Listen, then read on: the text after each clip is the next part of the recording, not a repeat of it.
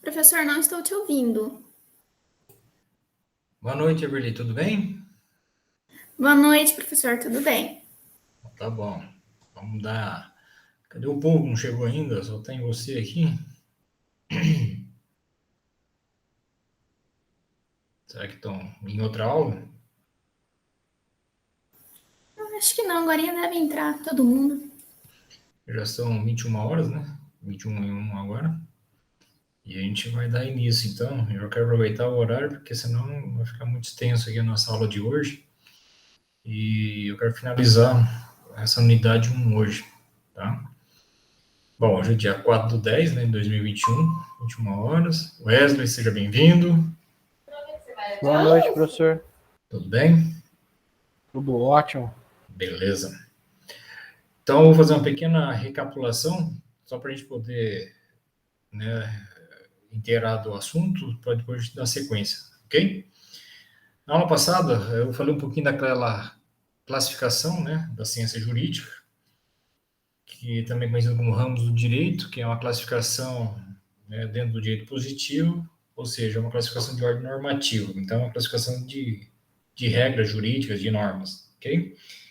E nós destacamos que existem normas de caráter externo, que são dadas pelo direito internacional, e aquelas normas de caráter interno, dadas pelo direito nacional. O direito internacional divide-se em dois grupos, direito internacional público e direito internacional privado. Okay? No direito internacional público, nós destacamos que a relação do indivíduo com o Estado, por exemplo, na questão da deportação, do asilo político, né, a relação de permanência em outro país e etc, etc. As questões diplomáticas que podem existir entre esses países, de modo geral, também, né?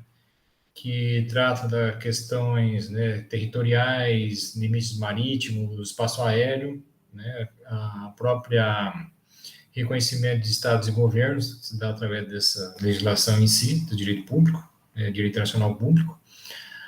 As questões que envolvem os órgãos internacionais, como a ONU, a EA, a OTAN e etc, etc.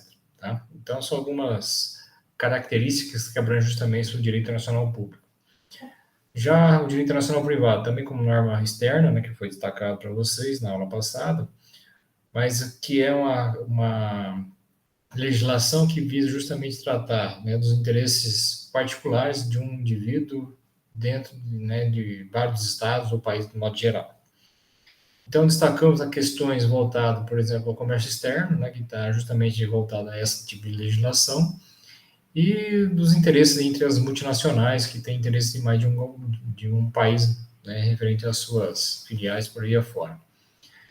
E também vai tratar da questão do conflito de lei no espaço, que vai tratar justamente da flexibilidade do conflito que pode existir entre duas normas de caráter internacionais, né, de um país com o outro, para justamente se adequar, visando justamente o interesse entre esses países, de modo geral. Então, são algumas características que justamente determinam a visibilidade dentro das características desse tipo de legislações em si.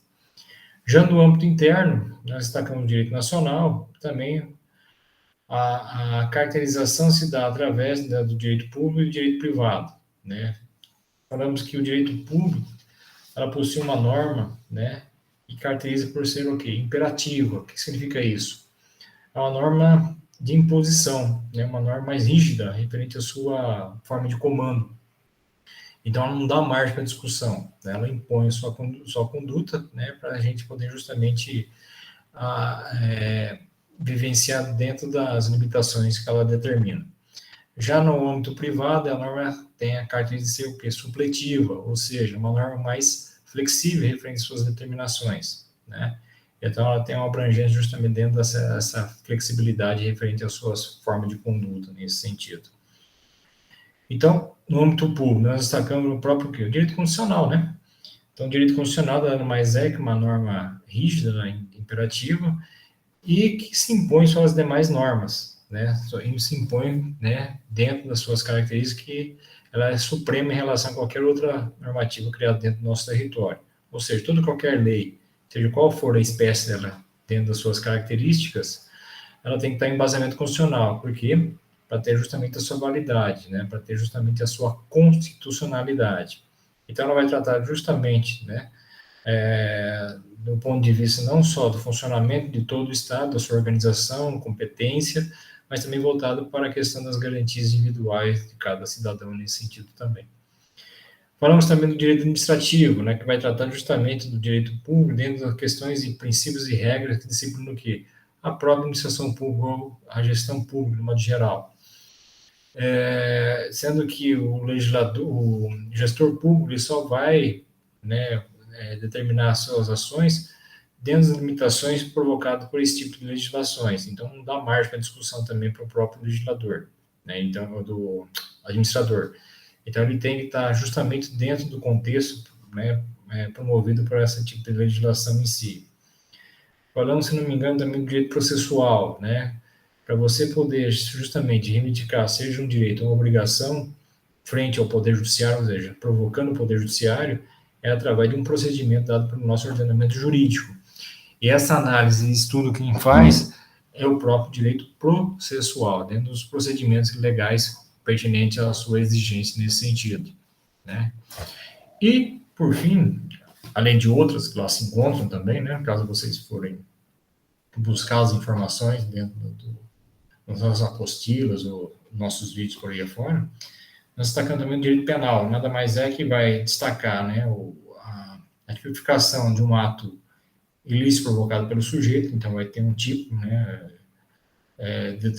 denominado pela própria legislação em si, e aplicação de uma respectiva punição, né, então, dependendo do ato provocado pelo sujeito, dentro da ilicitude provocada por ele, a própria legislação vai tipificar aquele ato criminoso em si e a aplicação de uma respectiva punição como consequência desse ato em si. Então, são algumas legislações que abrangem justamente o âmbito público, eu acabei de citar para vocês. Já no âmbito privado, né, destacamos também o direito civil, que nada mais é, né, a representatividade dentro do Código, né, do Código Civil em si, dentro das relações entre os particulares, de modo geral, dentro das inúmeras formas de relações jurídicas que podem existir entre eles, né? E o Código Civil dá justamente o embasamento jurídico para tentar apresentar as resoluções, né, dentro dos conflitos que podem existir entre as relações entre as pessoas, de modo geral.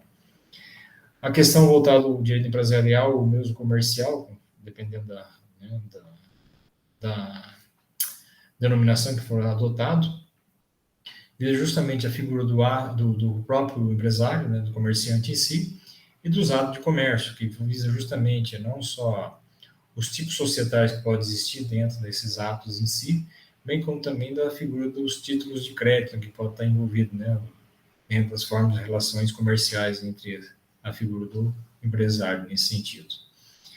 E, por fim, se não me engano, foi sobre a questão do direito do trabalho também, que faz parte desse grupo, por causa da maioria da adoção dos doutrinadores, né, que visa justamente o direito do trabalho em relação jurídica entre patrões e empregados, em si, né, dentro da forma de contratação, por ser bastante flexível entre as formas de relações entre um e outro, e está dentro do contexto que abrange, né, essa flexibilidade da lei dentro do direito privado nesse sentido. Então, são algumas legislações, né, que nós destacamos na aula passada, que visa justamente retratar essa ramificação do direito, ou seja, da classificação dessa própria ciência em si, dentro das normativas que eles existem.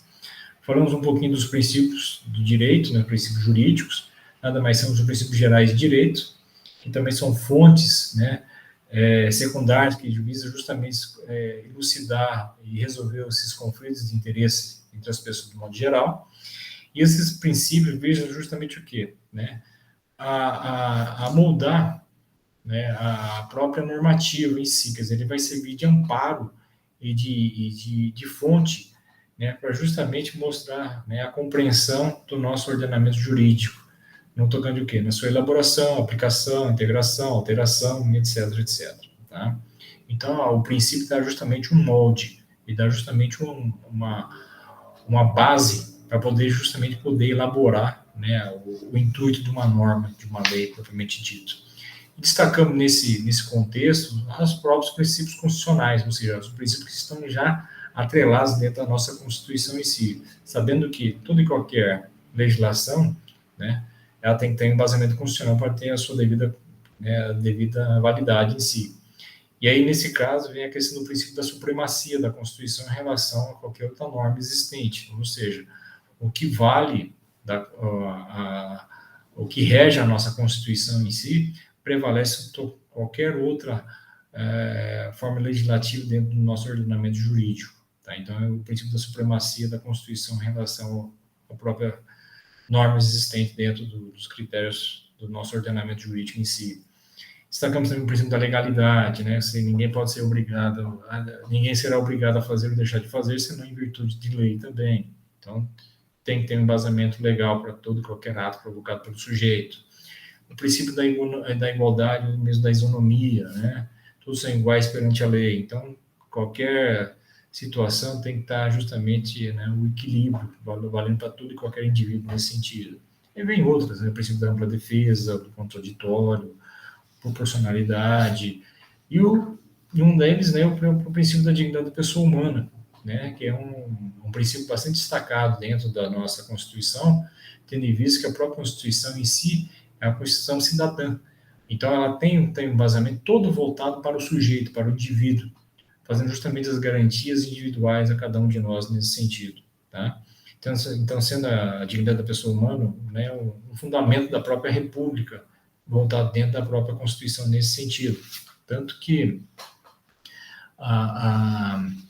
esse princípio, né, é um princípio tanto que é considerado como um princípio absoluto, né? Ou seja, inerente a cada um de nós. Não pode ser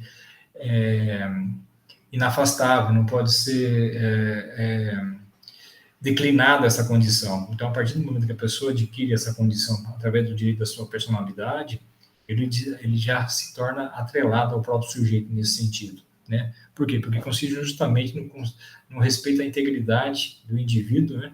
E deve ser sempre levado em consideração essa condição, né? Que é a essência e o fim maior do Estado Democrático de Direito nesse sentido. Então, são algumas características, né?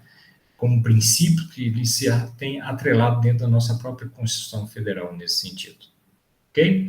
Então, acho que foi até aí o nosso assunto abordado na aula passada, né? E alguém tem algum questionamento, alguma dúvida a respeito?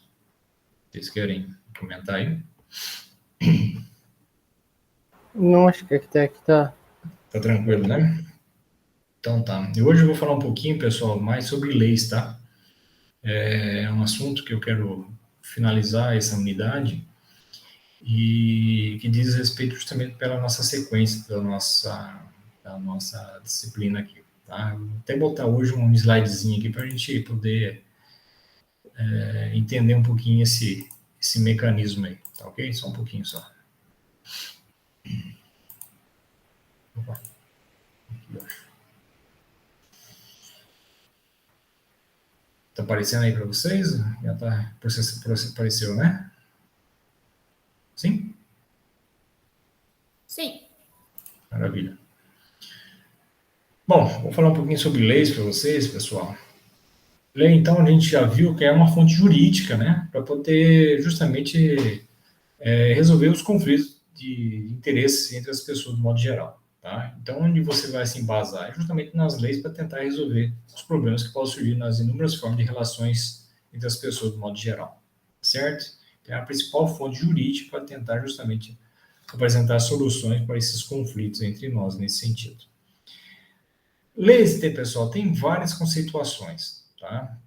Dentro da nossa doutrina, através da nossa doutrinadores, legisladores, etc, etc. Mas tem um, eu pego em especial, para poder justamente entender o que é uma lei propriamente dita.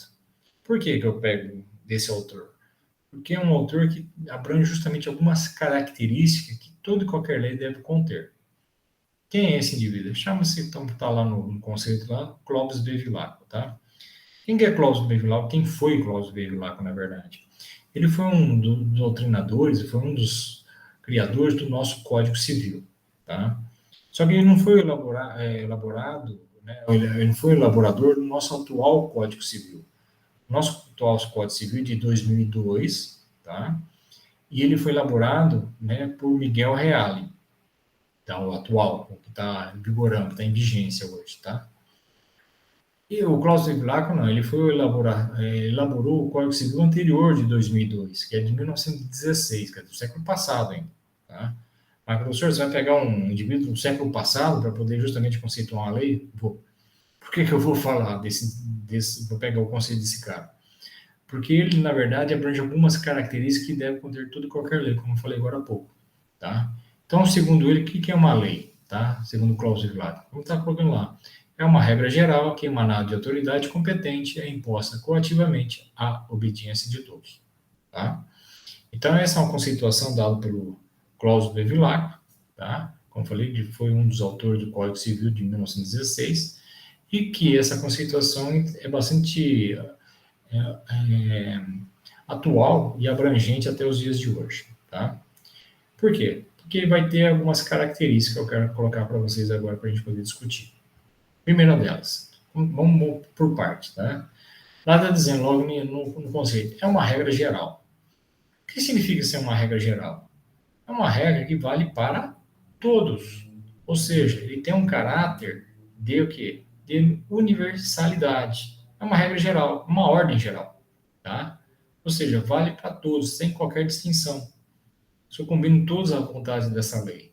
Então, é uma regra que tem que ter, isso foi colocado lá o princípio da igualdade, tem que valer para todo mundo, né? Então, ele tem, a primeira condição, esse caráter de universalidade, universal, valendo para todo mundo nessa condição, tá? Então, a primeira consideração que tem que ser analisada dentro de uma regra jurídica, valendo para todos, a regra geral, tá? Primeira condição. Segunda condição, como está colocado lá, emanado de autoridade competente. Nós temos que entender o seguinte, todo e qualquer poder tem que vir o quê? Da sociedade, vem do povo, tá? Só que a legislação, né, através da nossa Constituição Federal, vocês verem, a gente tem que sempre estar analisando de acordo com a nossa Constituição, que esse poder emanado do povo, criado pelo povo, vindo do povo em si, tá, tem uma representatividade. Essa representatividade se dá através do quê? Do poder legislativo, que são os representantes, né, da população, da sociedade como um todo. Então, nada mais justo, de acordo com a nossa legislação, que a criação de uma lei parte do quê? Dessa representação, que se dá através do poder legislativo, otorgado por quem? Pela população, pela sociedade em si, tá? E esse poder legislativo, na verdade, tá? Ele pode se encontrar o quê? Em três esferas, tá? Na esfera federal, na esfera estadual e na esfera municipal, tá? Então, de acordo com a divisão do poder, né, dado através da elaboração, da criação de uma lei, é dada ao poder legislativo, né? A própria Constituição já otorgou essa competência ao poder legislativo de criar leis, nesse sentido, através da sua representatividade da sociedade como um todo, tá? E ela pode ocorrer nessas três esferas, seja no âmbito federal, estadual ou mesmo municipal. Na esfera federal, tá? Ele é dado por quem? Pela representatividade do nosso Congresso Federal, né? Do nosso Congresso Nacional, tá? Tanto que ele tem o que? O Congresso é formado por duas casas, né? Um conjunto de duas casas, por isso que ele é considerado como uma casa, um Congresso conhecido como o quê? Como sendo bicameral. Por que é bicameral? Porque tem duas casas, o Senado Federal e a Câmara dos Deputados Federais. Então, na esfera federal, a representatividade se dá através dessas duas casas, tá? Do Senado e da Câmara dos Deputados Federais. Ok? Já na esfera estadual, tá? É através da representatividade da nossa Assembleia Legislativa. Então, só tem uma casa, porque é unicameral nesse sentido. Através da representatividade dos deputados estaduais. E na esfera municipal, né, através da Câmara de Vereadores, ou seja, através dos vereadores municipais nesse sentido. Então, o poder legislativo é aquele que tem o quê? A competência, né, a autoridade competente de criar leis, atribuída através da nossa Constituição Federal, tá? Então, ele vai dar essa representatividade de competência através do poder legislativo, representado nas três esferas, federal, estadual, mesmo municipal. Congresso Nacional, Senado Federal, Câmara dos Deputados, esfera estadual, Assembleia Legislativa e e a Câmara de Vereadores na competência municipal nesse sentido. Agora, é exclusivo essa questão de criar leis? Não, tá? Pode ser criado leis também, a atribuição a outros poderes também. Lógico, dentro de uma certa limitação, dentro de uma limitação de competência a cada uma delas. Por exemplo, o chefe do executivo, né, do poder executivo, né, seja em qual esfera for, por exemplo, na esfera federal, que é o nosso presidente da República, cabe a ele, por exemplo, a exclusividade de criar o quê? Medidas provisórias, tá? Então, é um tipo de legislativo, né, de ordenamento jurídico, né, que recai ao chefe do Poder Executivo. Para que serve a medida provisória? Para situação de grande relevância e urgência. E é de prazo determinado, tanto que o nome se diz medida provisória. Provisoriamente, tem um prazo limite, quer dizer, vai ter um início e vai ter um fim.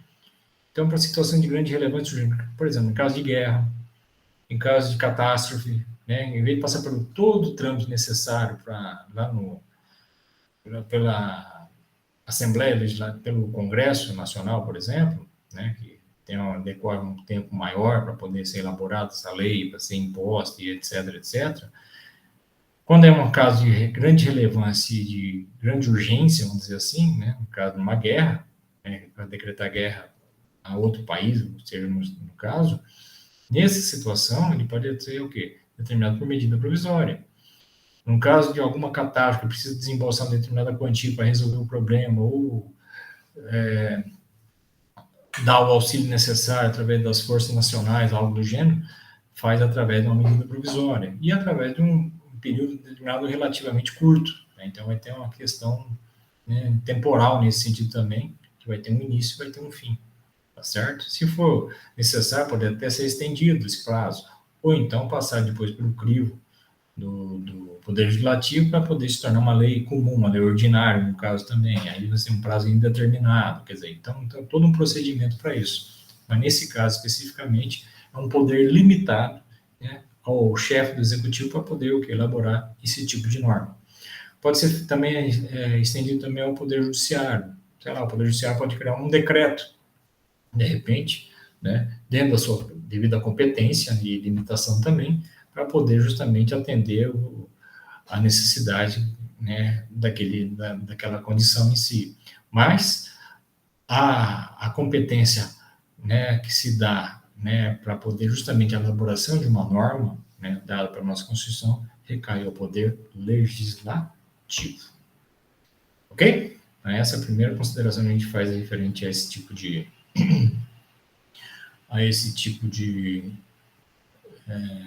de legislação em si, de elaboração da norma. Certo? Bom. Dando sequência, alguma dúvida, pessoal? Só para eu poder entender? Não, tô tranquilo, professor. Sossegadinho? Maravilha. No próximo slide, então, vamos falar um pouquinho da questão da vigência da lei, tá, gente? Quando é que a lei começa a entrar em vigência, ou seja, se tornar obrigatória ao seu cumprimento.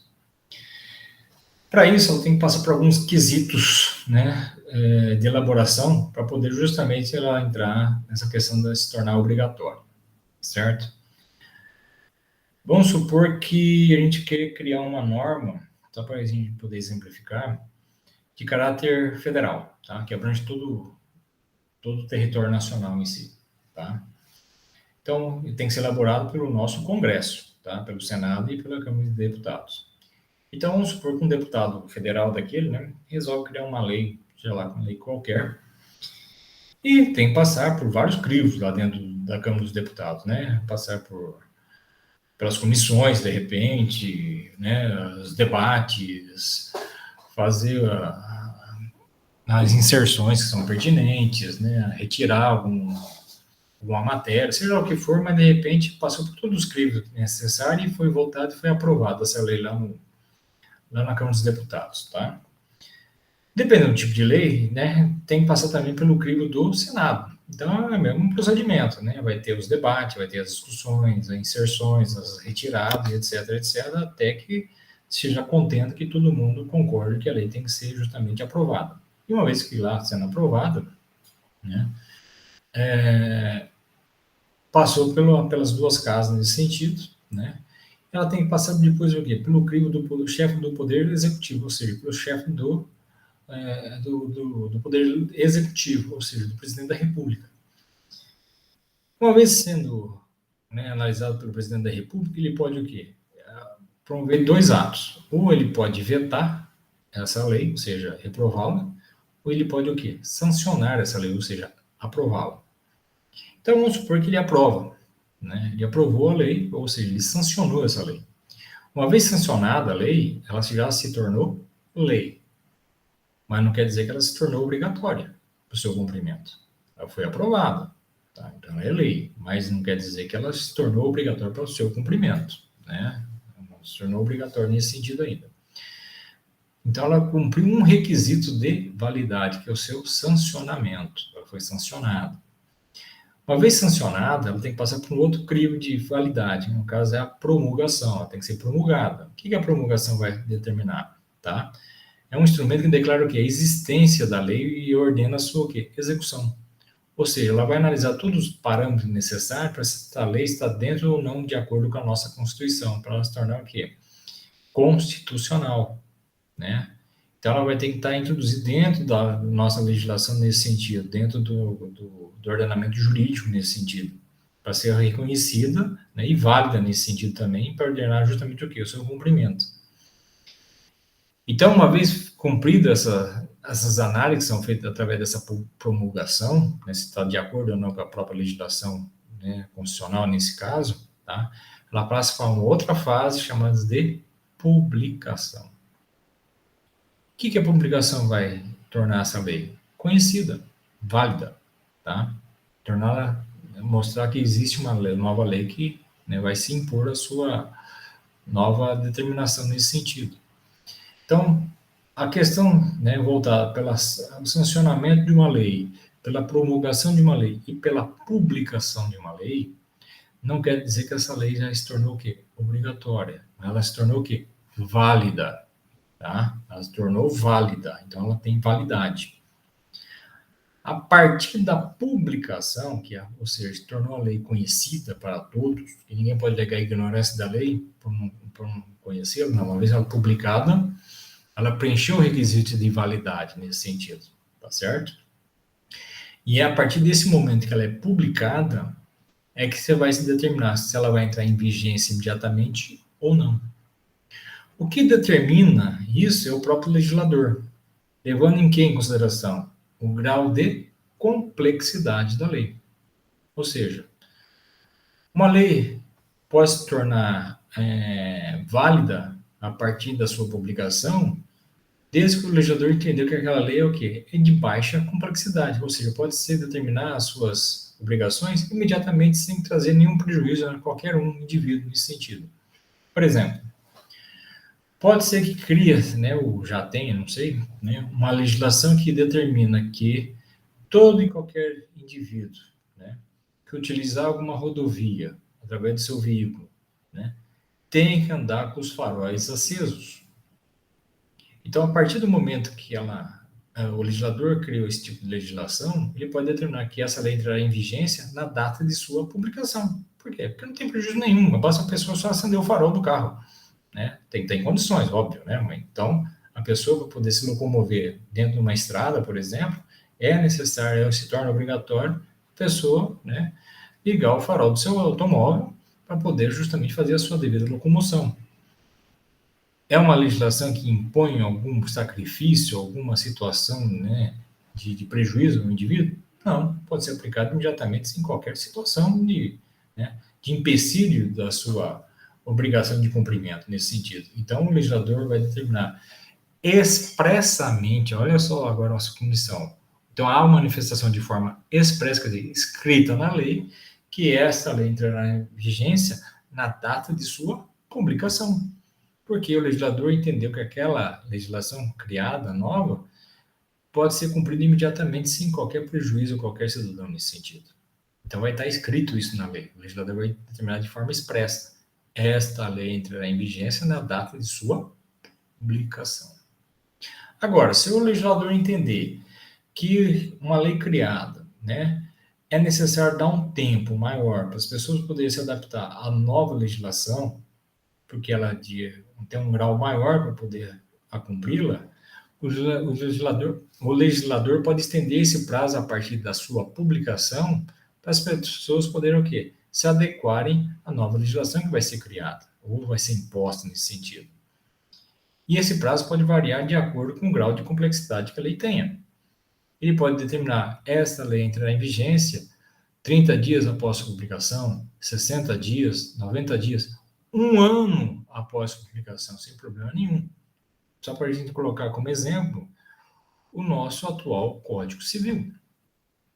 O Código Civil, como falei agora há pouco, é de 2002. Tá? É de 2002. Porém, ele só entrou em vigência em 2003. Ou seja, o prazo estendido desde a sua publicação foi 1 ano após ela ser publicada.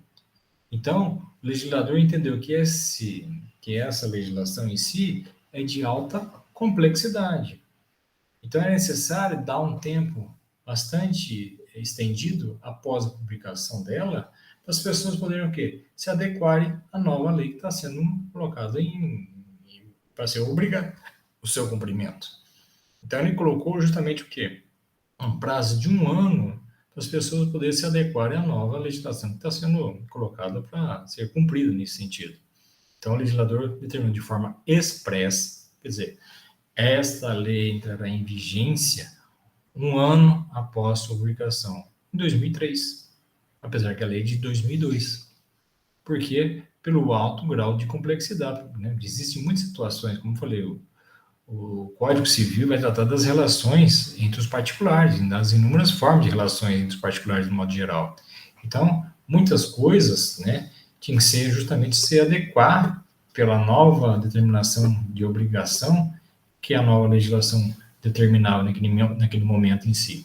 Então, esse prazo estendido entre a publicação da lei e sua entrada em vigência para o direito foi denominado da seguinte forma: vacatio legis ou vacância da lei.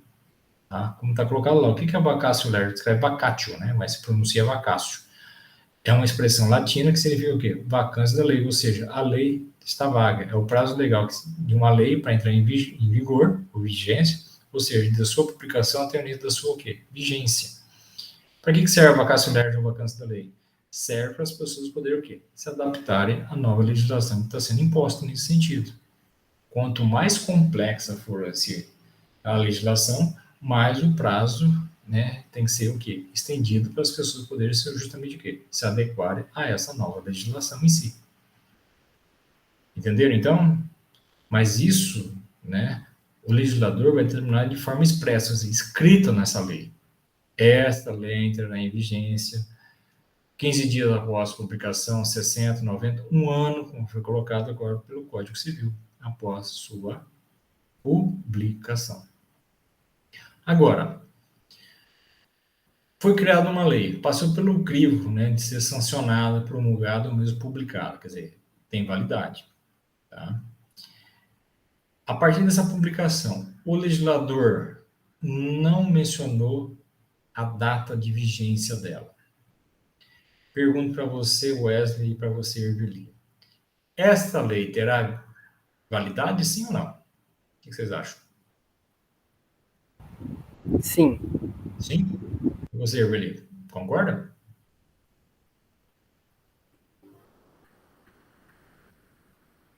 Não sei, professor. Não?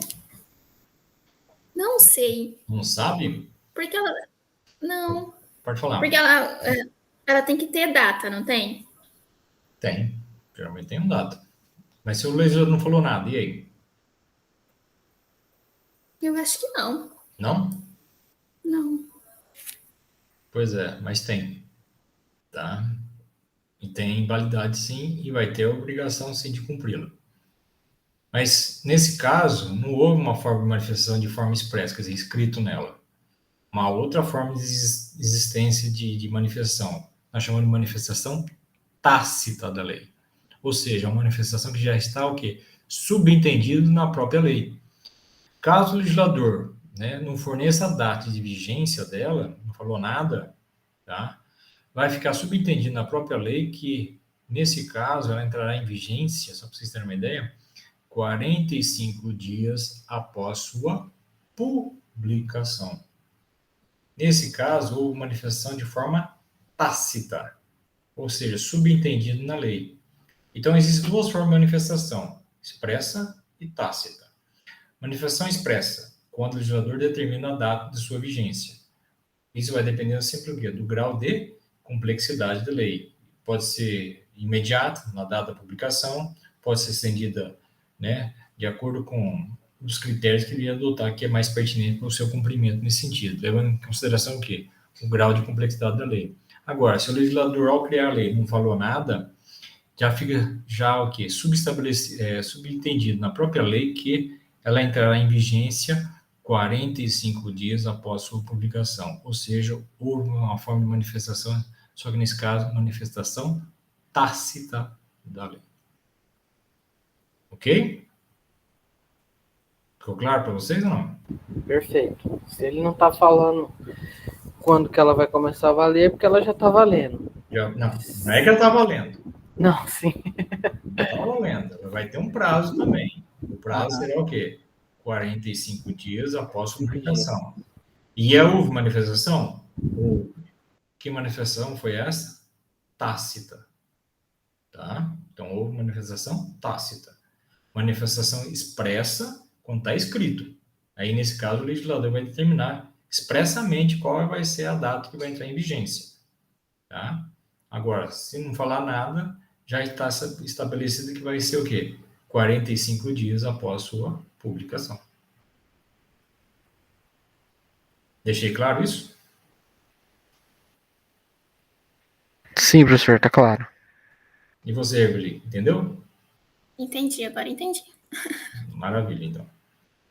Deixa eu fazer uma perguntinha bem básica para vocês aqui. No período de vacácio legis, existe alguma legislação que está em vigor ou não? O que vocês acham? Em vigor? Está em vigência. Qual a lei que está em vigência? A lei nova? Não, a anterior, né? A lei Porque ela só começa. O vacácio significa que ele tá no intervalo da lei entrar em vigor. É isso aí. Quem está em vigência ainda é somente a lei anterior ainda, porque a lei nova só vai entrar a partir da data que foi fixado para ela entrar. Se for expresso, o legislador vai terminar. Né? Pode até entrar no período de publicação, e nesse caso não tem vacácio legis. Agora, se ele estender após a publicação, aí vai ter o período de vacácio legis, e nesse caso permanece a lei anterior. Se o legislador não falar nada, houve também manifestação, só que de forma tácita. Nesse caso, tem um prazo de 45 dias para entrar em vigência a nova lei. Deixei claro? Claríssimo. Cristalino? Cristalino. Beleza. Vamos para o próximo tema, então. Vamos para o próximo slide. Vamos lá. E retroatividade da lei. Ok? O que significa retroatividade? O que é retroativo para vocês? O que vocês entendem por ser irretroativo? Algo que não pode.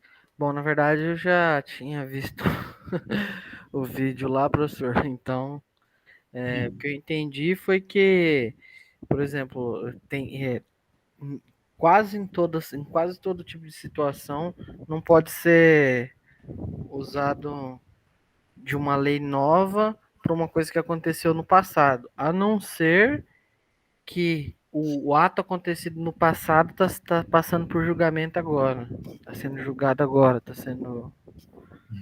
Não, entendi. É justamente isso. Então, a questão da irretroatividade da lei é uma regra, tá?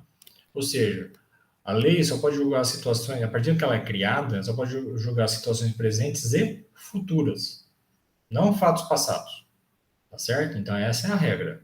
Então, a partir do momento que você cria uma lei, cria uma norma, tá? Ela vai julgar dali para frente, não situações que já aconteceram. Nesse caso, fica para a lei anterior, tá certo? Então, como regra, a lei não retroage, não julga fato passado. São situações presentes e futuras, até onde ela permanecer, tá certo? Agora, em toda regra pode haver o quê? O que vocês acham? Pode haver uma exceção. Pode haver um ditado, né? Toda regra pode haver o quê? Uma exceção. E aqui também, tá? Como é que pode ocorrer uma exceção? No caso, para jogar algum fato passado. É quando o quê? A lei nova, ela for o quê? Mais benéfica em relação à lei anterior. Então, até você pode utilizar esse tipo de condição. Desde que, né, não acontece nenhum desses três princípios que coloquei aí como item 2. O ato jurídico perfeito, sentença transjulgada ou coisa julgada, e o direito adquirido. Se ocorrer qualquer uma dessas três hipóteses aí, a lei não poderá mais o quê? Julgar fato passado, por mais benéfica ela seja. Só situação, vai ter que seguir a regra propriamente dita. Como assim uma lei mais benéfica? Por exemplo, se eu cometo um ato, que a gente está colocando aí agora há pouco, né? Se eu cometo um ato ilícito, promove algum crime, alguma coisa assim, cuja penalidade prevista nesse crime, tá? Eu esqueci até, inclusive, de mencionar a terceira característica da lei, né? Eu falei da questão da regra geral, falei da questão da competência, da criação da lei, que é talvez do poder legislativo em si, né? E faltou a última parte da conceituação, que vai determinar a terceira característica, que diz lá, é imposta coativamente a obediência de todos, tá? O que significa isso? Porque toda e qualquer lei, na verdade, tem que ter o quê? Um elemento coercitivo, de obrigação de cumprimento a ela. Qual é esse elemento coercitivo? É a própria o quê? Penalidade. É a punição. Você só cumpre a lei porque existe uma consequência, caso você não a cumpra, que é a punição. Né? Então tem que ter esse elemento de obrigação de cumpri-la, de obrigatoriedade, que é a penalidade. Então, caso alguém cometa algum ato irregular, ilícito, algo do gênero, que contraria a própria norma, existe o quê? Uma consequência, que é a sua obrigação de cumprir, que é a penalidade. Então, é um elemento que impõe a condição de cumprir o que a lei determina, que é a punição em si. Tá? Então, só para concluir aquelas características que eu acabei de mencionar lá no conceito que eu passei, né, nos slides anteriores aí, tá certo? Então, voltando ao assunto aqui na questão da nossa exceção, né, dentro da questão da retroatividade agora, né, a gente conseguir julgar algum fato passado através de uma lei nova. Então, vamos supor que eu cometi um ato ilícito, né, um crime qualquer, cuja a punição seria o quê? 10 anos de cadeia, vamos supor, tá? 10 anos de cadeia. E por uma situação que o meu crime ainda não foi devidamente julgado, ou seja, não teve um fim, não foi homologada a decisão judicial ainda para esse crime meu. Quer dizer, não foi dada uma sentença que homologava esse ato criminoso por mim. Nesse intervalo, foi criada uma nova lei, né, dentro da condição desse meu ato em si, que em vez de cumprir 10 anos de cadeia, eu cumpriria o quê? 5 anos, quer dizer, caía pela metade o cumprimento da minha punição nesse sentido. Já que meu caso ainda não foi devidamente, né, julgado, não foi homologado, né, não foi ratificada a condição ainda, o que eu solicito? A condição da nova lei. Por quê? Porque ela é mais benéfica. Então, nesse caso, eu posso o quê? Utilizar uma lei nova para analisar o quê? Meu caso lá na lei antiga, no passado, porque ainda não foi o quê? Consolidada a minha condição ainda. Né? Não foi ainda homologado a decisão judicial nesse caso. Então, nesse caso, eu posso solicitar essa exceção? Posso. Desde que eu falei agora há pouco. Desde que não ocorra nenhum desses três princípios. O ato jurídico perfeito, sentença trânsito julgado, o direito adquirido. Por quê? Se ocorrer qualquer uma dessas três hipóteses, aí a lei vai seguir o quê? A própria regra. Ela se torna o quê? Irretroativo. Tá? Não vai conseguir julgar fato por mais benéfico que seja essa lei, mas já foi o quê? Consolidada a minha situação pela lei anterior nesse caso. Então não tem como voltar atrás. Entendido? Então, são algumas considerações que a gente tem que analisar justamente para poder utilizar algo mais benéfico em relação a um fato que ocorreu no passado, nesse sentido. Mas o que é um ato jurídico perfeito? Né? Só para a gente poder entender um pouquinho esses princípios aí. Tá? Eu vou colocar uma condição que eu vivenciei no passado, né, só para vocês entenderem justamente isso na prática, que eu vivenciei como profissional da área de jurídica, nesse caso como advogado, tá? Alguns anos atrás, eu participei de uma audiência chamada de instrução e julgamento, tá? Na verdade, existem alguns procedimentos frente aos atos processuais. Essa audiência de instrução e julgamento, na verdade, ela é posterior a uma outra audiência chamada de conciliação, tá? Audiência conciliatória. Quando você tenta fazer um acordo, mas mesmo assim ninguém tem êxito, né, referente a isso, aí chega-se aos vários procedimentos até chegar a essa audiência de instrução e julgamento. Só para vocês entenderem, em termos de prazo, isso demorou há mais de 5 anos, desde o início do processo, para acontecer justamente essa audiência de instrução e julgamento. Mas o que se retrata justamente os fatos dessa audiência em si? Era em relação a um indivíduo que sofreu um acidente de trabalho e acabou falecendo, né?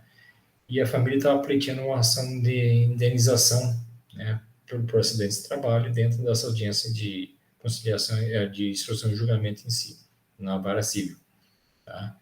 Então, nessa audiência de instrução e julgamento, tem as partes, né, o autor, no caso dos familiares representando a vítima, nesse caso aí, né, a pessoa que sofreu o acidente, e aí vem o advogado, as testemunhas, etc, etc, né? E da parte contrária é uma coisa, tem o representante da parte ré, no caso era uma pessoa jurídica, uma empresa, que era através da representação de um preposto. Eu, como advogado, que estava substituindo um colega, ele seria o titular dessa audiência em si, né? Mas ele não pôde comparecer, que estava em outra. Ele pediu para mim, sem problema nenhum. A gente trabalha no escritório, então eu fiz lá para fazer justamente essa audiência. Mesma coisa, né? Vai estar as testemunhas, etc, etc. E como é de praxe, no caso era uma juíza, né? Ela tem como de praxe fazer a relatoria dos fatos, né? Então ela começa a abrir a audiência justamente narrando o acontecido, através dos autos lá do processo. E ela, fazendo a narrativa, ela constatou que dentro da documentação faltava um item que determinava a falta de representatividade da pessoa jurídica, ou seja, a parte ré, da empresa em si. Ou seja, vocês entenderem, a gente vai trabalhar isso com vocês, nós vamos trabalhar como pessoas jurídicas, tá? Dentro da pessoa jurídica existe o ato constitutivo da pessoa jurídica, seja o contrato social, o estatuto social, e lá vai estar os seus representantes legais, né, que representam justamente a pessoa jurídica em si, né, são os seus representantes legais. No caso específico dessa empresa, seriam os seus diretores, tá? O que eles não fizeram, na verdade, que deveria ter feito, né? Era uma procuração, vamos dizer assim, né, que dava os poderes que eles possuem dentro dessa pessoa jurídica ao gerente, e o gerente, né, faz uma carta de preposição de representatividade ao preposto. No caso, ao constatar, faltou justamente a outorga de poderes, ou seja, a procuração dos diretores ao gerente nesse caso. Tá? O preposto estava com a carta de preposição lá já inserido no processo em si. E a juíza constatou que faltava justamente essa documentação, e caso não fosse providenciado em tempo, o que ela ia determinar? A sentença sobre revelia do ato. O termo revelia significa da seguinte forma, né? Tudo que for alegado contra você é dado como verdadeiro, ou seja, a parte autora, que estava alegando uma indenização bastante grande, né, contra a empresa em si, ia dar por inteiro. A juíza ia determinar o pagamento integral do valor que eles estavam solicitando para a devida indenização nesse caso. Ou seja, a parte autora estava rindo daqui e aqui, né? Mesmo que você solicitasse um acordo, qualquer coisa do gênero, o advogado lá, né, tendo esse conhecimento que ia aplicar a pena de revelia, não ia fazer acordo de jeito nenhum, né? Porque ia ganhar tudo. Então, qual que é a intenção de querer fazer um acordo de jeito nenhum? Então, ia dar por inteiro. E aí tá esse problema, né? Faltava justamente esses documentos. Aí eu pergunto para vocês, né? Você tendo uma audiência, claro que vocês não são advogados nem nada, mas vamos supor, se tivesse um problema nesse sentido aí, vocês teriam uma condição de tentar resolver esse problema? O que vocês imaginariam que poderia ser feito, deixar de fazer e algo do gênero nesse caso? Qual seria a opinião de vocês?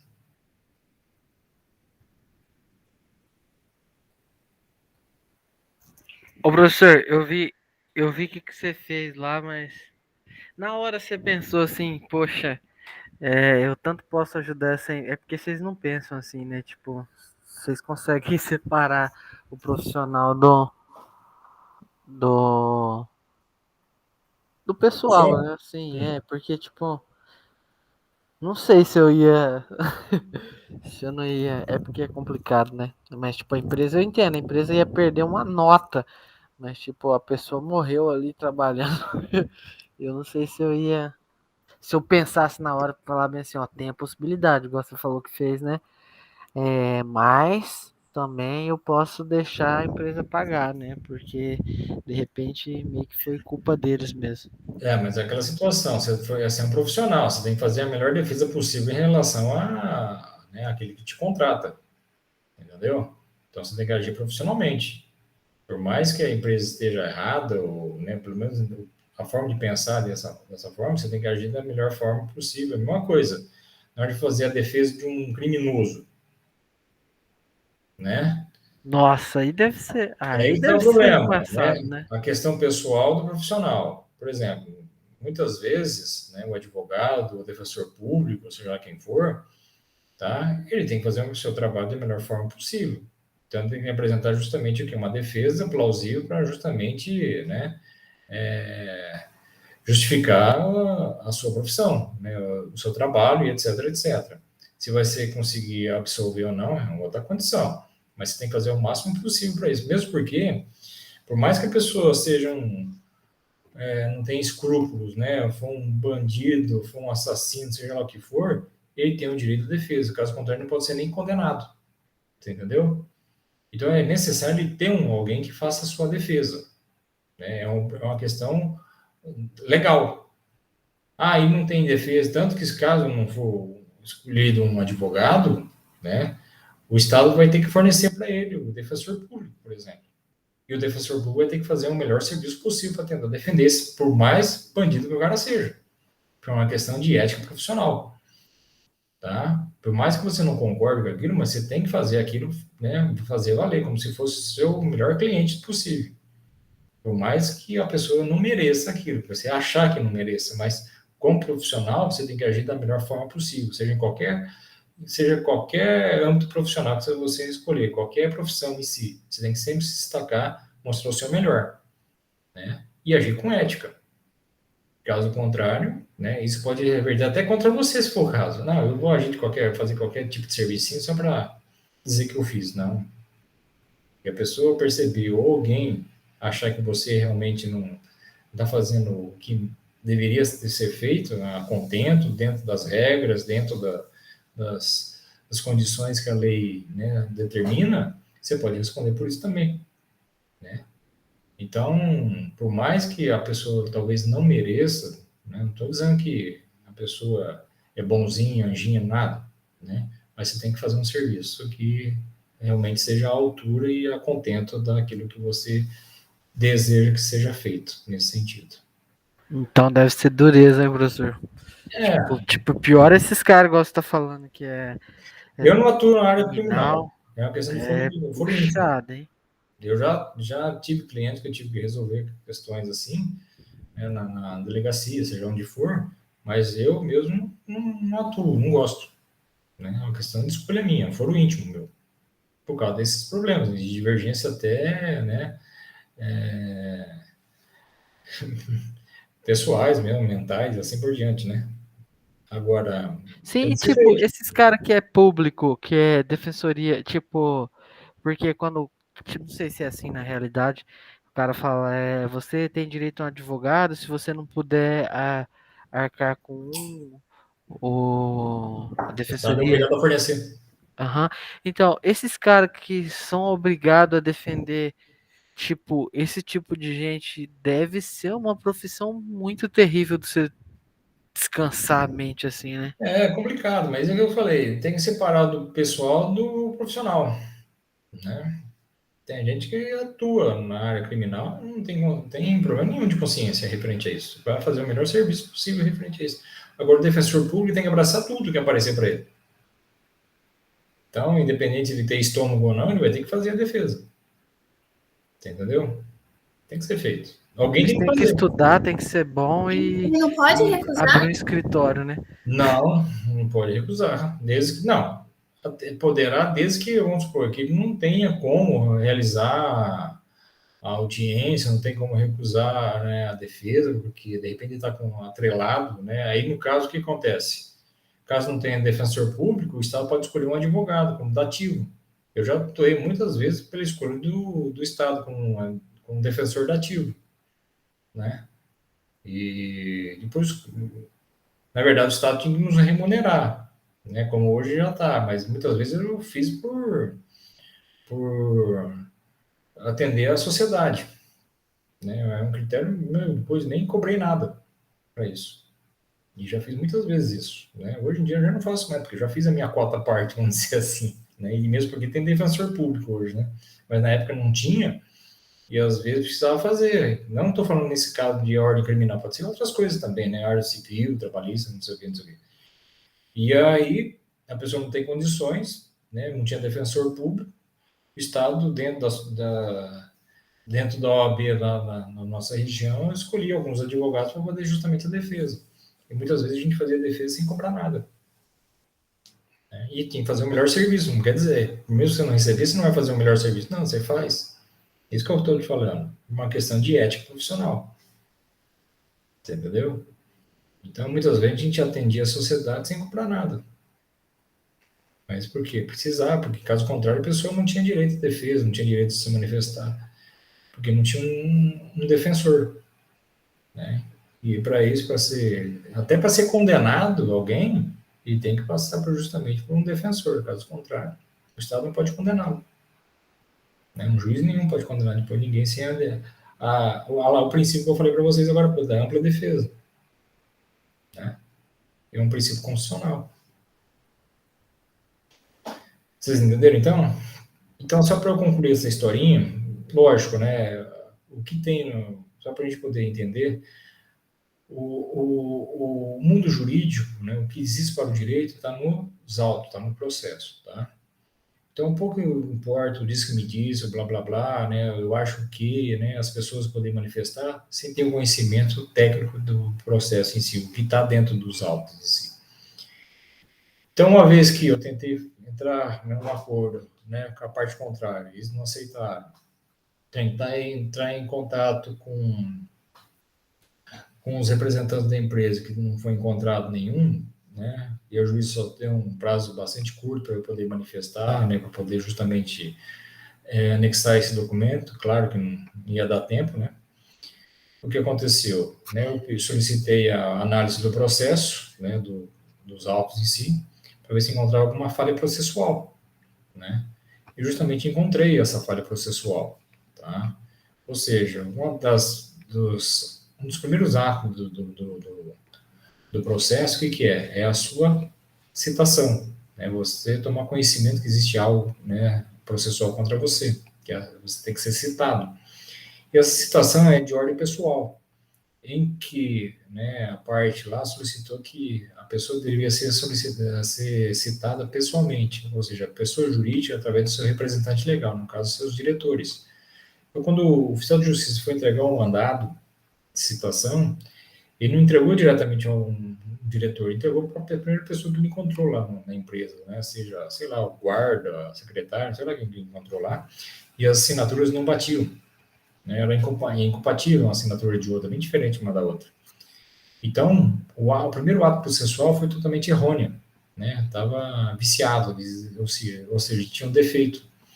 Então, desde a sua citação até aquele momento que decorreu um prazo de 5 anos, foi totalmente errado. Ou seja, a pessoa que deveria tomar a ciência, que no caso a pessoa jurídica, a empresa, não foi devidamente citada por lei.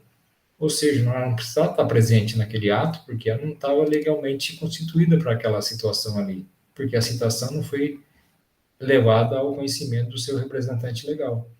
Então, foi uma das alegações que eu determinei e a juíza acatou. Ao acatar isso, o que eu fiz? Levantamos, fechamos a audiência e fomos embora. Quer dizer, a parte contrária que estava rindo aqui aí começou a chorar, né? E queria fazer acordo, aquela coisa toda. Agora não. Vai ter que começar tudo do zero, quer dizer, desde a citação novamente, tem que novamente ter audiência de conciliação, quer dizer, passar por todo aquele crivo necessário para chegar novamente à instrução e julgamento. Como falei para vocês, aqui demorou um prazo de 5 anos. Imagina quanto tempo ia levar de novo para poder correr aquela nova audiência novamente. Só para tranquilizá-los, tá? Lógico que a gente também foi sensibilizado, porque houve também essa condição frente à vítima, nesse caso do acidente lá que ele acabou falecendo. Foi feito um acordo, né, entre a empresa e a família do ex-funcionário, né? Lógico que não foi na quantia que eles quiseram, mas também foi uma quantia até boa também, para poder justamente tentar amenizar um pouco, né? Lógico, não substitui, mas tentar pelo menos dar uma condição, né, para poder justamente amparar um pouco a família nesse sentido, tá? Ufa! Não, foi feito. Ninguém também é tão desalmado assim também, não. Pode ficar tranquilo, tá? A hora que eu ouvi aquilo lá, eu falei assim, nossa, velho, o professor deve ter assistido muitos dias aquele advogado do diabo pra chegar nessa. Não. A gente até sugere também. Não, é compreensível, tem que ser feito. Não, ninguém quer ser ruim na história, né? Todo mundo sabe até a sua culpa, né? Lógico, não foi nós, a empresa que deu causa, mas acontece, né? E situações. Até porque se eles aguardassem também, provavelmente, tipo, o caso, pelo que eu entendi que você falou, parece que esse prorrogar da situação aí foi a deixa que a empresa precisava para fazer ele sair desses preços do valor exorbitante que ele estava pedindo, né? E aí, tipo, para ele não. Porque senão ele ia ficar batendo nessa mesma tecla, ele não ia chegar em acordo nenhum. E aí, como ia prorrogar por muito tempo, dobrar o tempo que já estava, né? Porque ia ter que recorrer tudo de novo. É prejuízo para todo mundo, né? Então, é um desgaste muito grande. Então, às vezes as pessoas não acabam nem querendo mais dar andamento também. Então, chega a ser um bom senso, né, para poder dar, lógico, né, dentro de um certo equilíbrio, tudo isso, para poder justamente atender um e o outro, né? Um aceitando uma determinada proposta, ou também fornecendo a condição, não tem problema nenhum, tá? Então é isso. O que eu estava querendo dizer com isso? Para entender o que é um ato jurídico perfeito. Como houve essa falha de ordem processual, né, para a citação, o que aconteceu? A ação em si retroagiu, voltou tudo ao estado anterior, né? Se fosse dentro dos procedimentos, dentro da consumação dos atos em si, né, do ato consumado, não teria como voltar atrás, quer dizer, preencher todos os requisitos que a lei determinava que exigia. Como houve essa falha processual, o ato jurídico não foi o quê? Perfeito, ou seja, retroagiu ao estado anterior. Então, eu só dei esse exemplo para poder entender o que é um ato jurídico perfeito. Ato jurídico perfeito é um ato já consumado, né? Já legitimado pela lei em si. Não tem como voltar atrás. Desse sentido, consegui voltar atrás porque houve justamente uma falha processual nesse sentido. Então, voltou tudo a estaca zero. Entendeu? Então, só para a gente poder ilustrar o que é um ato jurídico perfeito nesse sentido. Deixei claro isso para vocês? Ficou claro? Yes, professor, ficou claro. E você, Everly, entendeu? Entendi. Maravilha. Sentença trânsito em julgado. O que é isso? É uma coisa julgada. É uma sentença que transitou e julgou, ou seja, um processo findo. Não cabe mais recurso. Tá? Então, só para a gente ilustrar, até quando a gente pode recorrer? Que instância a gente pode recorrer? Vocês sabem ou não?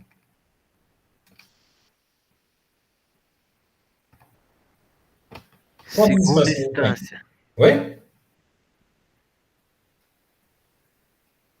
Como é que é, Wesley? Não entendi.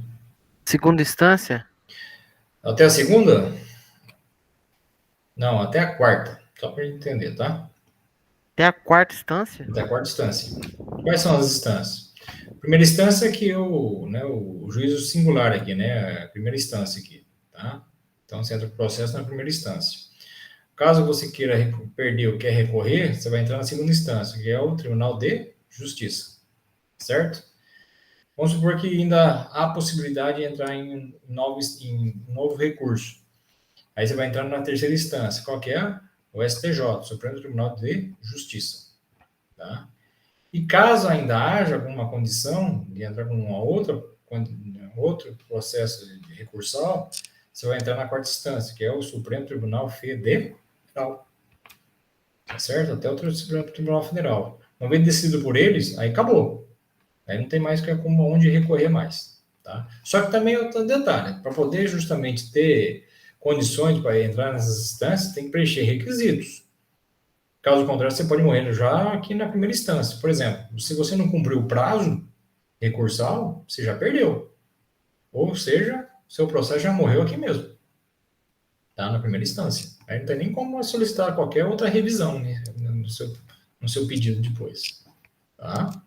Então, para poder chegar nas instâncias superiores, tem todo um requisito de ordem processual para poder justamente solicitar uma nova revisão do seu processo. Caso contrário, já pode morrer logo no início aqui, a situação aqui. Uma delas é o prazo. Não cumpriu o prazo, meu filho, tá? Já era. Perdeu, perdeu. Não tem, mas eu queria ver, não sei o que, senhor... Não, prazo é prazo. Advogado que não cumpriu o prazo está morto. Tá? Então, a primeira coisa que tem que analisar são os prazos processuais para poder recorrer. Caso contrário, já era. Bailou. Entendeu? Então, essa é uma sentença transjulgada, uma sentença que transitou e julgou, não cabe mais recurso, um processo findo, tá? O final dela. E, por último, o direito adquirido. O direito adquirido nada mais é que um direito líquido e certo, quer dizer, um direito sem qualquer discussão, é próprio. Não tem, uma vez que você possui, ou seja, adquiriu essa condição, ninguém retira mais de você. Por exemplo, vocês estarem aqui na nossa ANEMAT da vida aqui, nossa instituição de ensino superior, vocês tiveram que preencher alguns requisitos que a lei exigia. Caso contrário, vocês não poderiam estar aqui assistindo uma aula, seja na minha aula, né, de outro professor, né, do curso de vocês, etc. Por exemplo, não sei como é que foi a entrada de você, mas tem gente que entra através do vestibular, né, entra através do Enem, e etc, etc. Quer dizer, teve que fazer matrícula, preenchendo os requisitos que a lei da matrícula exigia. Uma vez que vocês preencherem todos os requisitos legais exigidos para adentrar na nossa instituição, vocês acabaram adquirindo o quê? Um direito. E ninguém consegue mais retirar isso de vocês. Por quê? Porque vocês cumpriram todas as etapas necessárias para justamente o quê? Estar aqui assistindo essas aulas. Tá certo? Isso é um direito adquirido, um direito que não se discute, um direito próprio de vocês, líquido e certo, sem qualquer margem de dúvidas referente a isso. Uma vez que vocês conquistaram essa condição, ninguém mais retira de vocês. Claro, né, a não ser que vocês cometam alguma irregularidade, algum ilícito, abram um processo administrativo, caso do gênero. Caso contrário, se você estiver dentro dos trâmites que a lei determina, cumprindo a risca, acabou. Ninguém pode solicitar nada ao contrário, né, uma vez que vocês conquistaram essa condição.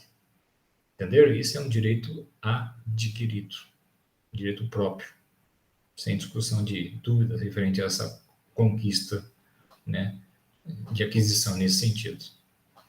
Então, qualquer uma dessas três hipóteses, a do direito perfeito, a transição de julgado e o direito adquirido, a lei não consegue mais o quê? Retroagir. Tá? Ela vai seguir à risca a própria regra jurídica em si, nada mais é da sua irretroatividade. Certo? Certo. Dúvidas? Não dúvidas? Não, tranquilo. Beleza. Podemos seguir então? Podemos. Beleza. Olha outro item bacana aí. Cessação da obrigatoriedade da lei. Significa isso. Quando a lei deixa de ser o quê? Obrigatória. Tá? Então, a lei deixa de ser cumprida, deixa de ser obrigatória. Então, existem duas situações para você perder justamente o quê? A vigência dessa lei, da obrigatoriedade da lei. Quais são elas? Uma lei que esteja por prazo determinado, ou seja, tem um início, tem um fim, acabei de citar, medida provisória. Medida provisória vai ter, né, a partir do momento que ela surgiu, vai ter um prazo estipulando a sua vigência, que geralmente é de 30 dias. Pode ser estendida essas questões todas. Mas existe um limite, né? Existe todo um prazo determinado de funcionamento dela. Tá? Ou então, através do quê? Da substituição da lei antiga pela lei nova. Aí, nesse caso, a lei antiga perde essa o quê? essa obrigação de cumprimento dela. Então, quais são as duas formas de perda de vigência da lei? Ou através de prazo determinado, através de uma legislação por prazo determinado, né? Vai ter um início e um fim, ou através da substituição, através de uma lei nova que revogará o quê? A lei anterior. E essa revogação pode ocorrer de duas formas, tá? A sua totalidade, quer dizer, revoga-se tudo que existia pela lei anterior, tá? Que o nosso direito dá uma denominação, chama-se abrogação, ou em latim, abrogatio. Escreve abrogatio, mas se pronuncia abrogatio, tá?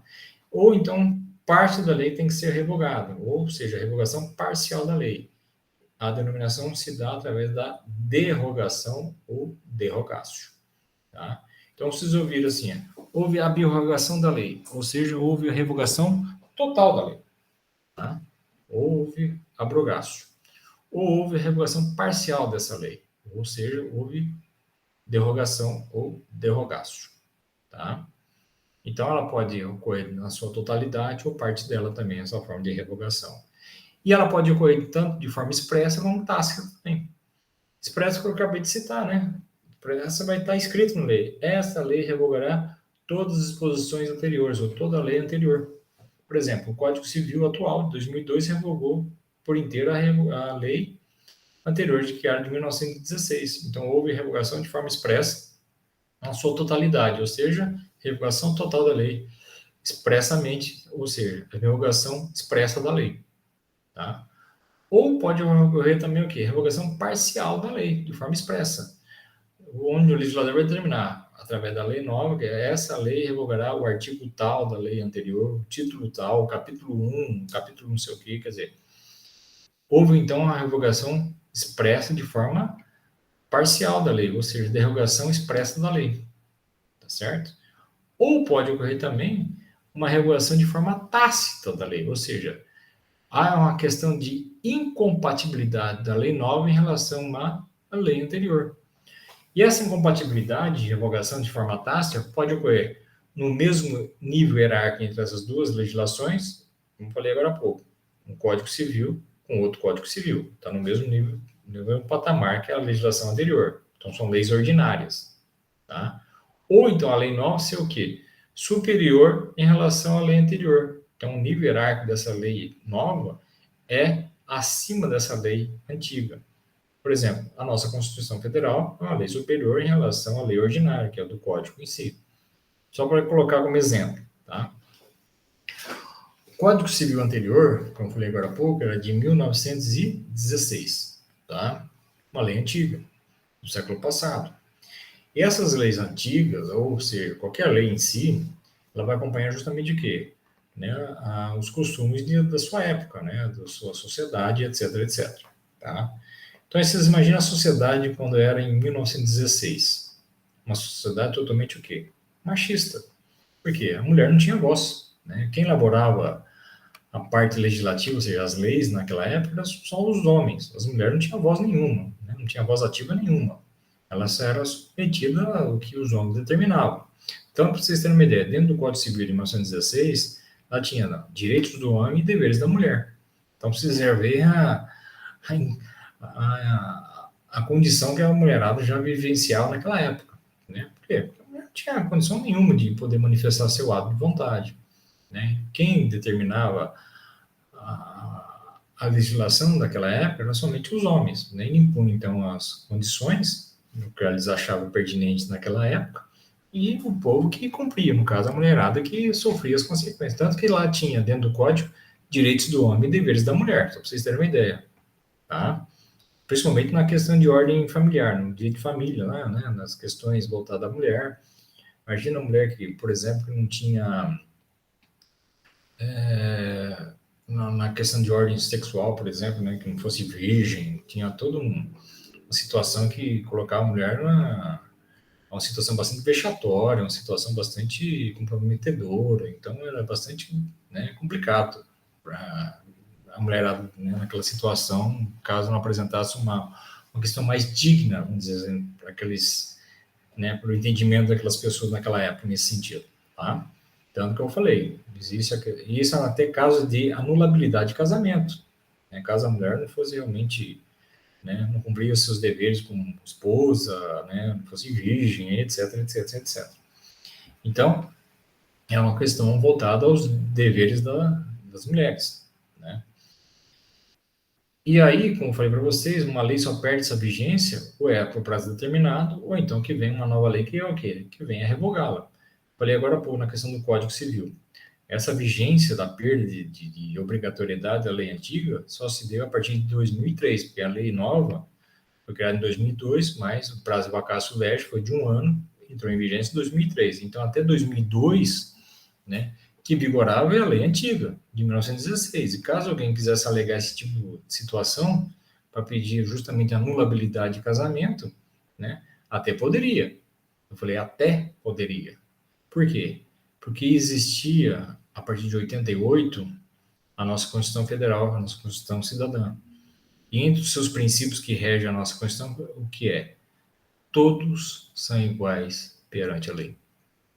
Se todos são iguais perante a lei, como princípio constitucional, não pode haver o quê? Diferenciação entre homens e mulheres. Né? Uma das condições que ele prevê dentro da nossa Constituição. Então, alguém que fosse utilizar esse tipo de arguição a partir de 88 em diante, para pedir justamente a anulabilidade de casamento, caso a mulher não fosse cumprir com as suas determinações de esposa, fosse virgem, algo do gênero, já caía por terra, porque a nossa Constituição está acima dessa lei ordinária, que é o do Código Civil. Então, houve uma forma de quê? De revogação de forma tácita, ou seja, houve uma incompatibilidade de uma legislação de ordem superior em relação a essa legislação inferior. Se lá a legislação superior, a nossa Constituição, determina que todos são iguais perante a lei, e o Código Civil faz essa diferenciação entre homem e mulher, praticamente deu o quê? A revogação dessa parte da legislação do Código Civil. Sendo que, nesse caso, a lei superior, a Constituição, sobrepõe a essa lei inferior, que é o Código em si. Então, esse é um exemplo que a gente coloca como revogação de forma tácita, a incompatibilidade numa lei, né, nova, seja no mesmo nível hierárquico ou superior a ela, sobrepondo sobre o quê? A lei antiga, nesse sentido. Entenderam? Então, é essas duas formas de revogação, seja de forma expressa, ou seja, está dizendo na lei, né, o legislador impõe essa condição escrita pela própria lei, ou então da incompatibilidade na nova lei, que determina justamente essa revogação de forma tácita em si. Deixei claro?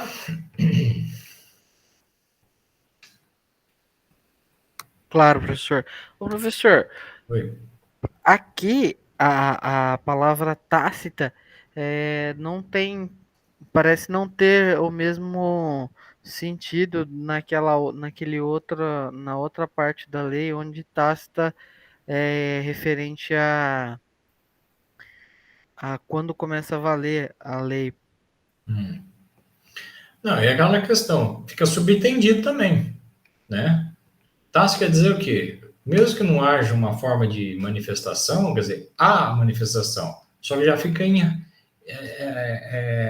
atrelado na própria norma em si, tá? Na questão da revogação, é praticamente da mesma forma. O legislador não está dizendo onde que tem que ser revogado, mas para dessa incompatibilidade de uma decisão, seja no mesmo nível hierárquico ou superior a ela, acaba o quê? Anulando a que existia anteriormente. Não, tá certo, agora faz sentido. Entendeu? Então, essa é a consideração que tem que ser analisada, né, referente à questão da forma tácita nesse sentido. Ok? Pessoal, mais um itemzinho que eu quero comentar aqui, na questão da repristinação da lei. Olha o nome bacana, hein? Tá? Só para a gente entender, tá? Quando uma lei A, vamos supor que uma lei está em vigência, tá? Uma vez que ela pode perder a sua vigência, né, ela pode ser revogada através do quê? De uma lei nova, né? Através da substituição, através de uma lei B, vamos dizer assim, tá? Então, existe a lei revogadora, que é a lei B, que revogou a lei A, que é a lei anterior, que é a lei antiga, a lei revogada, tá? Para que essa lei B possa perder essa vigência, como falei agora há pouco, ela pode ser estipulada por prazo determinado ou através de substituição de uma nova lei que venha a revogá-la, que seria a lei C, certo? Mas vamos supor que essa lei B é por prazo determinado. Tá? O que acontece? Uma vez que essa lei B é por prazo determinado, ele pode determinar que, expressamente, tá, pessoal? Que a lei A poderá o quê? Retornar a ter vigência. Isso vai determinar o quê? A repristinação da lei, ou seja, a ressurreição de uma lei revogada através de uma lei revogadora. Tá? Então, a lei B, né, ela pode substituir a lei A, né, revogando a lei A, mas uma vez que ela é por prazo determinado, ela vai determinar de forma expressa que, em vez de ser criada uma nova lei, vai ser o quê? Ser restaurado novamente a lei anterior, ou seja, a lei A, através dessa informação de forma expressa. Quer ver isso uma questão prática? Essa questão de que nós estamos vivenciando de pandemia, por exemplo, né? Anteriormente à pandemia, todos nós tínhamos, né, a condição de poder nos locomover em qualquer ambiente, em qualquer horário, sem qualquer restrição nenhuma, né, referente a nossa locomoção, não é isso?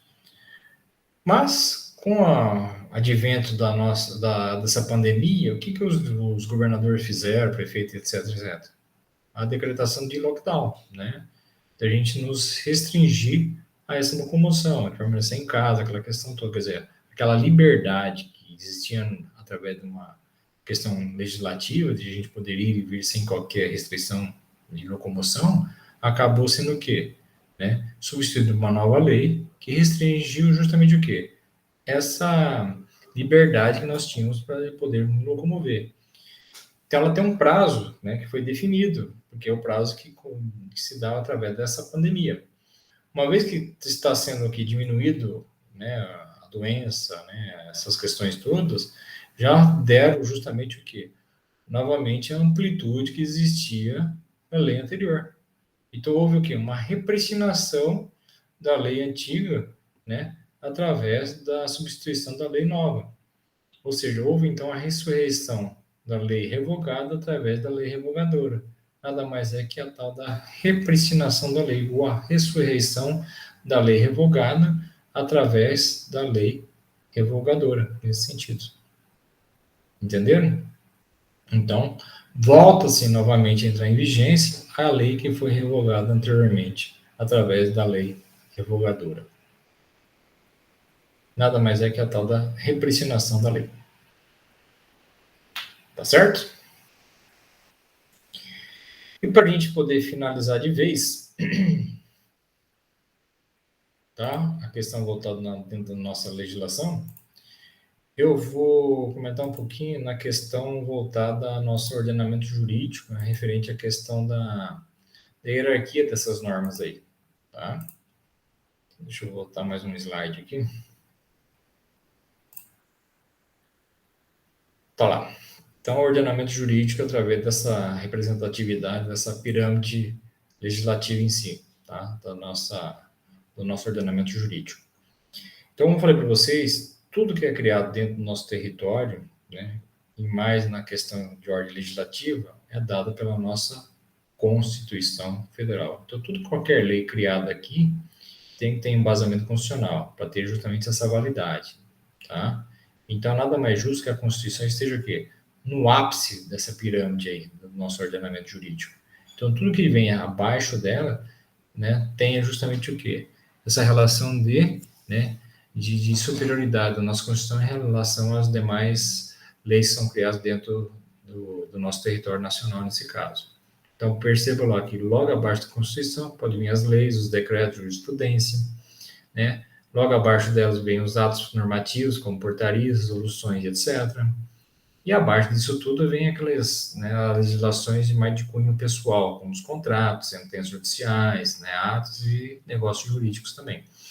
Então, essa seria o quê? Né? Uma ordem hierárquica que pode existir dentro das legislações criadas dentro do nosso território, entendendo que sempre está acima é a nossa Constituição Federal. Tá certo? Nesse sentido, então, vai ter algumas legislações, né, que são criadas justamente a partir da Constituição em si. Então, só para a gente entender essa condição, tá? Então, vem lá.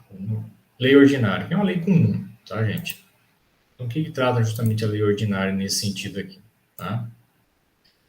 A lei ordinária, então, como o nome já sugere, é uma lei do tipo de norma mais comum apresentada e discutida no processo legislativo. Essas leis geralmente contêm normas gerais e abstratas, ou seja, abrange toda a população. Então, é a lei mais comum que são criadas dentro do nosso, né, dentro do Poder Legislativo em si, tá? As leis ordinárias são aprovadas nas duas casas legislativas, por maioria simples, depois deve passar pelo presidente, que decide ou veta ou sanciona a lei, como eu falei agora há pouco para vocês, né? Então, o Poder Executivo, através da representatividade do nosso presidente, pode tanto inibir, né, essa lei, ou seja, vetá-lo, ou aprová-lo, no caso, sancionado a lei. Para se entender aqui a maioria simples, né, aí vem a questão técnica, né, vamos usar como exemplo o Senado. Digamos que certo dia, dos 81 senadores, então, o nosso Senado é composto por 81 senadores, tá? Apenas 60 estão presentes, quer dizer, faltou um punhado aí, né? Para que naquele dia um projeto de lei ordinário seja aprovado pelo Senado, basta que 31 senadores votem a favor desse projeto. Então, é o quê? Dentro dos presentes é 50 mais 1, 50% mais 1. Tá? Então, se for aparecer 60 pessoas, basta ter 31 pessoas para justamente aprovar o projeto de uma lei ordinária nesse sentido, que é uma lei comum. Certo? Então, uma votação simples nesse sentido. No próximo item, uma lei complementar. Já é um pouco mais complexo, tá, gente? Esse tipo de lei surge por exigência da nossa o quê? Constituição. Onde a Constituição disser que alguma lei específica irá regulamentar a matéria em questão, é necessário criar, então, um projeto de lei complementar. Os projetos de lei complementares são aprovados por maioria absoluta, já tem um maior aqui agora, tá? Retomando o exemplo do Senado, a aprovação de uma lei complementar nessa Casa Legislativa só acontecerá se ela alcançar o quê? 41 votos favoráveis, que é a maioria absoluta dos 81 senadores. Portanto, mesmo naquele dia que apenas 60 senadores vieram ao trabalho, ainda assim é necessário ter o quê? 41 deles, porque vai corresponder justamente à maioria absoluta dos senadores que ele compõem aquela casa, tá? São 81, tem que ter 40 mais um nesse caso. Desses teriam de votar a favor da lei complementar, tornando sua aprovação um pouco mais difícil. Depois de aprovado no legislativo, elas também têm que passar pelo crivo da sanção presidencial. Também passa pelo chefe do executivo nesse sentido para ser aprovado. Medidas provisórias, olha lá. Essas medidas são elaboradas exclusivamente pelo presidente da República, em caso de relevância e urgência. Eu acabei de falar isso para vocês, né? Veja o artigo 62 da própria Constituição Federal. O diferencial desse tipo de norma é que ela tem força de lei e entra em vigor imediatamente, antes mesmo de ser o que? Colocado em votação na Câmara e no Senado. As medidas provisórias são submetidas à Câmara imediatamente, dentro de 60 dias após a edição da medida provisória. As duas casas legislativas devem votar se ela deve ou não ser convertida em lei. Um detalhe interessante é que, se em 45 dias a medida provisória ainda não tiver sido apreciada, ela entra em regime de urgência e tranca a votação de todas as outras matérias em pauta. Ou seja, vai ter que parar tudo no Congresso para justamente o quê? Analisar essa medida provisória. Então, ela tem justamente essa prioridade. Se nada for definido até o prazo de 60 dias, o Congresso ainda pode prorrogar sua votação por mais um período de 60 dias. A medida provisória, pelas suas características especiais, é um importante instrumento à disposição do presidente da República para que ele possa colocar em prática medidas que entenda como necessárias naquele exato momento. Como falei, não precisa passar por aquela discussão mais delongada dentro do Congresso nesse sentido, ela pode ser aplicada imediatamente nesse sentido. Emendas à Constituição. Só para vocês entenderem, né? A nossa Constituição ela tem uma regra rígida, que é mantida até hoje. Porém, existem várias emendas à Constituição, tem mais de 200, para vocês terem uma ideia, tá? E justamente vai fazendo esse tipo de enxerto dentro da própria Constituição Federal para poder justamente adequar as nossas atualidades frente ao que compõe a nossa Constituição Federal. Vamos dizer lá. As emendas constitucionais, que são originadas das famosas propostas de emenda constitucional, ou seja, simplesmente PEC, né? São mais um tipo específico de norma a ser votada pela Câmara e pelo Senado. É através das PECs que se pode mudar a Constituição Federal. Não é que muda, a sua linha mestra se mantém, mas pode fazer justamente adequações, tá, pessoal? A Constituição é a base do ordenamento jurídico brasileiro, garantindo a todos os brasileiros uma série de direitos fundamentais, além de organizar a própria estrutura do Estado brasileiro. Assim, então, as PECs recebem o quê? Um tratamento diferenciado em relação aos outros tipos de projetos. Em primeiro lugar, nem todo mundo pode propor uma emenda. Elas podem ser propostas apenas por 1/3 dos membros da Câmara ou do Senado, pelo presidente da República, mais da metade das assembleias legislativas dos estados.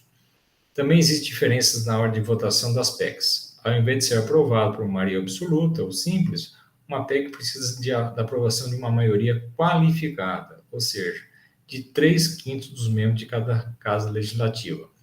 Isso significa que uma PEC só será aprovada no Senado, por exemplo, se contar com o voto favorável de 49 senadores. Além disso, ela passa por votação de 2 turnos em ambas as casas antes de ser promulgada.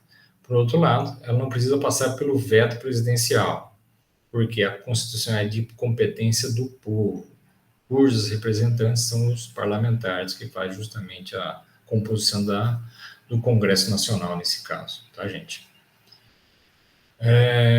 Um outro item, os decretos legislativos, né? Os decretos legislativos envolvem sempre matéria cuja decisão depende somente do Congresso Nacional, que é a reunião da Câmara e do Senado, como eu falei, é bicameral.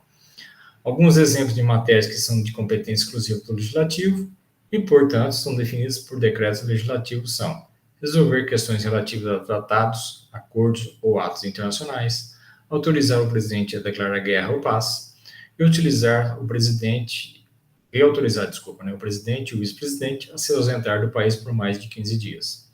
Os decretos legislativos também precisam ser aprovados na Câmara e no Senado, para saber todas as matérias de competência do Congresso, leia o artigo 49 da nossa Constituição Federal. E, por último, existem as tais chamadas resoluções. As resoluções são normas de interesse interno de cada casa do Congresso, ou seja, tratam de matéria de competência exclusiva da Câmara ou do Senado Federal. Os efeitos de uma resolução costumam ser apenas internos dessas casas, para saber as matérias de competência de cada casa legislativa, e os artigos 51 e 52 da nossa Constituição Federal. Então, são algumas matérias de ordem legislativa que eu coloquei aqui para vocês entenderem como é que é as características de cada uma dessas ordens legais nesse caso aí. Tudo bem? Pessoal, e aqui nós terminamos a nossa unidade 1. Algum questionamento que vocês queiram levantar aí? Não, professor, tá tranquilo. Tranquilo? E você, Evelyn? Tranquilo, professor. Maravilha. Então é o seguinte, com isso, então, nós eliminamos então essa unidade 1, quer dizer, terminamos a primeira parte, né? Então, a partir de amanhã, eu já vou colocar para vocês, tá, a nossa primeira avaliação, tá? Vai estar à disposição de vocês amanhã, para vocês desenvolver até domingo, tá? Então, tem esse prazinho só, de terça até domingo, para vocês resolverem, até 23h59 no domingo, tá? Então, vocês têm um prazo bastante tranquilo para poder justamente desenvolver essa prova, nessa avaliação, que vai ser objetivo, na verdade, tá? E vocês ainda têm 4 tentativas, tá? Para poder desenvolver. Sendo que vai ficar a melhor nota da melhor tentativa nesse caso aí, tá? Então, é uma chance bastante legal para vocês terem, né? Como exercício de avaliação aí. E aproveitem, né? Tirar uma nota bastante expressiva já, porque assim vocês vão ficando mais tranquilos daí para frente, porque os temas que a gente vai abordar na unidade 2 e 3 se tornam um pouco mais complexos, tá? Não é que é difícil, não. Mas tem que, né? Existem as suas particularidades que podem se tornar um pouco mais complexas aí. Mas quem aproveitar logo no início aqui, tirar uma nota bastante avantajada, fica mais tranquilo depois, né, no final. Tá joia? E é isso. Então, se ninguém tem nada a comentar, eu dou para encerrar a aula de hoje, tá? Daqui a pouco é disponibilizo também, né, para os demais aí a nossa aula de hoje em vídeo, eu vou colocar na nossa plataforma. E a partir de amanhã eu já faço a elaboração da nossa avaliação e já deixo à disposição de vocês também. Tudo bem? Show de bola, professor. Certo? Então, agradeço a presença de vocês dois, né? Porque, né, já que não é a maioria absoluta, mas tudo bem, né? Vocês estão fazendo parte aqui.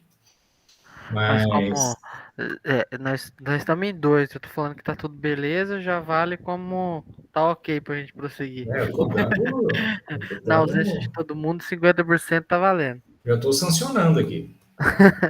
Sancionando aqui a nossa aula de hoje para a avaliação de amanhã. Tá joia? Então, agradeço a presença de vocês, né, que tenham uma boa saúde aí, né, durante a semana. Façam as provas com calma, tá, gente? Para depois a gente conversar com vocês na unidade 2 na próxima aula. Tudo bem? Show de bola, professor. Ok, professor. Igualmente, excelente semana pra você. Então tá bom. Tudo de bom então para vocês. Bom descanso então. Até mais, professor. Fique com Deus. Vocês também. Tudo de bom.